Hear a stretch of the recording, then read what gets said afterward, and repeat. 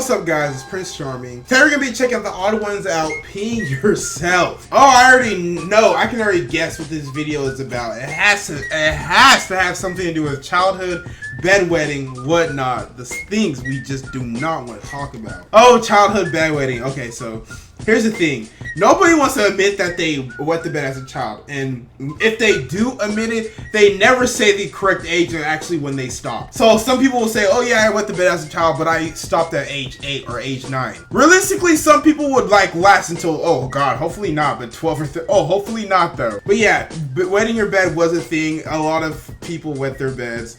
I personally did wet my bed, but I did stop at a young age. Like, trust me, it would never even be close to happening by like 11 or 12. Like, I was way done by that. But some people just don't have the tolerance. Some people just can't hold it. Some people just gotta go. Some people just can't handle all that juice. So yeah, sometimes you just gotta let it go. But don't forget to leave a like on this video. Hit that thumbs up button for me right now. Subscribe and turn your post notifications on so you never miss a video. Your boy got a P.O Box, so if you want to send something my way, you will be featured in the fan mail video. You'll get a shout out and everything. Lastly, go ahead and comment something embarrassing that you did as a kid. Like I said, I did wet the bed as a kid, but I was a mad young kid. Like, it was so long ago, I probably don't even remember, but yeah. But enough of me talking. Let's go ahead and check out the TheOdd1sOut, peeing yourself. Hope you guys enjoy the video. Today's word of the day is micturate.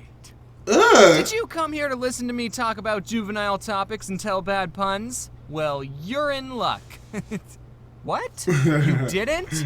Aw, that really pisses me off. You all read the title. You know what this video is going to be about. Peeing yourself. James is running out of ideas! In my adult life, I've had so many close calls with not making it to the toilet. I'm surprised I haven't pooped my pants more often. One time when I was in college, I was walking home from campus and I sort of had that feeling that I needed to go. I thought I could make it back to my dorm, but then when I was walking back, I just couldn't hold it. So I started just booking it back home. Apparently running makes it so you poop faster though. But I burst through the front door and I just went straight for the bathrooms, and it was close. Very, very close. Oh yes, I've had many close calls. I actually remember where I actually had a close call, and it was on the bus, and I didn't make it. Yes, I went on the bus, and I do not like to admit it at all. Thankfully, I was in the very back, and I was the second to last stop. So there was only 3 or 4 people on the bus still with me, and I was like in the very back. So like really only one person would have saw my wet pants, and like I would have just like denied it the next day. But yeah, close calls are a real thing, and if you can't hold it, man, you just gotta let it go. But I made it. If the front door was locked, I don't know what I would have done. Another time I had a close call, I was playing Pokemon Go. It was pretty similar to the first story. Pikachu, more like Pissachu. Never mind. I don't have a clean record. There's been times when I was a kid and I soiled my britches. Before I tell you stories about my childhood, I just wanted to say that according to my mom, I was potty trained very easily. Now I have no memory of this, but apparently every time me and my twin sister went to the bathroom in the toilet, we got M&Ms. And my twin sister, bless her soul, was having some trouble learning how to do it. So instead, I just shared my M&Ms with her and everyone was happy. Oh, such a good brother. 20 years and she's still not potty trained. I'm still giving her M&Ms to this day. I've had a couple of accidents happen when I was in elementary school. Oh, yes. Only like 2 times though.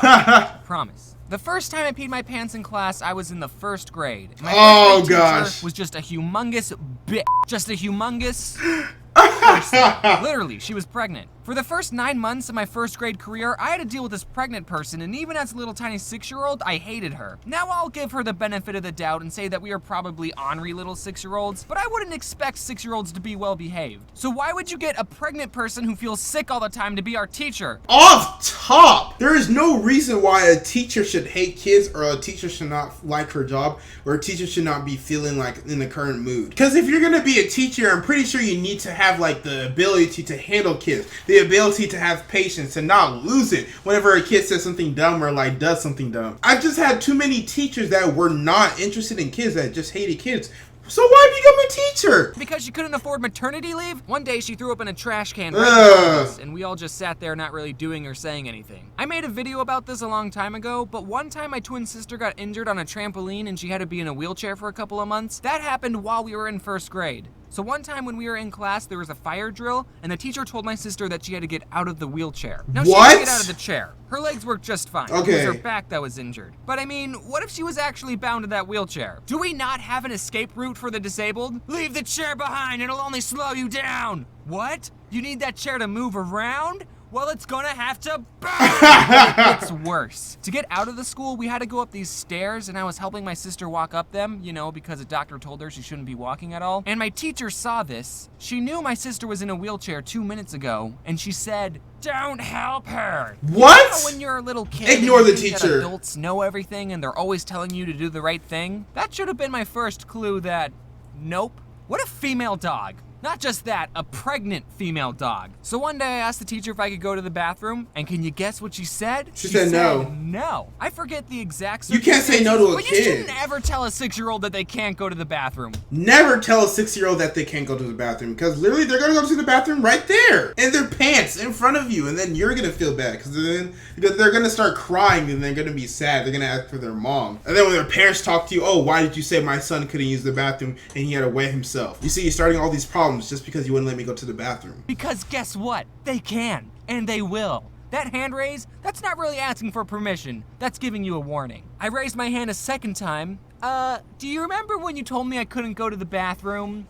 Well, we have a bigger problem. I wish I knew curse words back then. You know, that kid that was inside my teacher's belly could be watching this right now and have no idea how stupid their mom is. This is why I'm never getting pregnant. The second time I peed myself, I forgot what grade I was in. Hopefully I was still in 1st grade. It definitely wasn't 12th grade. Oh This time it was gosh, at no, recess. no. And I didn't know that you could go to the bathroom at recess. I thought the school was locked up. So I had to really go to the bathroom, and I did. And all my classmates Just go thought I behind a peed myself, tree. and I told them, no, I was drinking water and the water rolled down my face and all congregated in my groin region. Which, if I was going to lie, I should have just said that I spilled water on my pants. Yeah. No one believed me except for one person. My twin sister. I Aww. knew saving that fire drill was a good move. But yeah, everyone else was right. I did McTurate myself. That's all there is to it. McTurate. I'm never gonna use that Guys. word.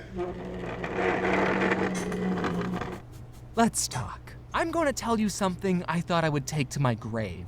So if we ever meet each other in real life, you're not allowed to make fun of me for this.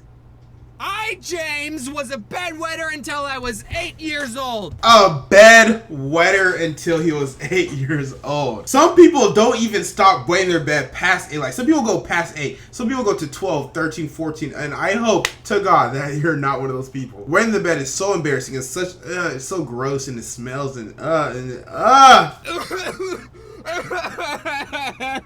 was good going to the toilet when I was conscious, but being unconscious, I was uncontrollable. If we're counting the total times in my life that I've had an accident, then there's too many to count. There were many days when I would wake up to wet bed sheets, then I'd have to change my sleeping position and try and get some more sleep. The worst part about wetting the bed is that you have no control over it. No You're control. gambling every time you went to sleep. There were some things I would try to help me not wet myself. One thing were these things called good nights. They were pretty much diapers with a bigger camera. Your life hits a low point when you have to wear diapers for a second time. I would hate putting these things on, because they're totally stupid, and I'm 8 years old. I don't need diapers. I literally never slept with them on once. I would take them off every night before I would go to bed. I hated those things. I'd rather pee my pants than wear a diaper. So since I didn't like those, I tried this alarm thing, which I also hated. You put a clamp on your underpants, and you put this thing called an alarm unit right next to your face. All to not wet the bed? Of uncomfortableness on you, and if you started to pee, that would trigger the alarm, which would blast a loud noise in your face. And that was supposed to wake you up like,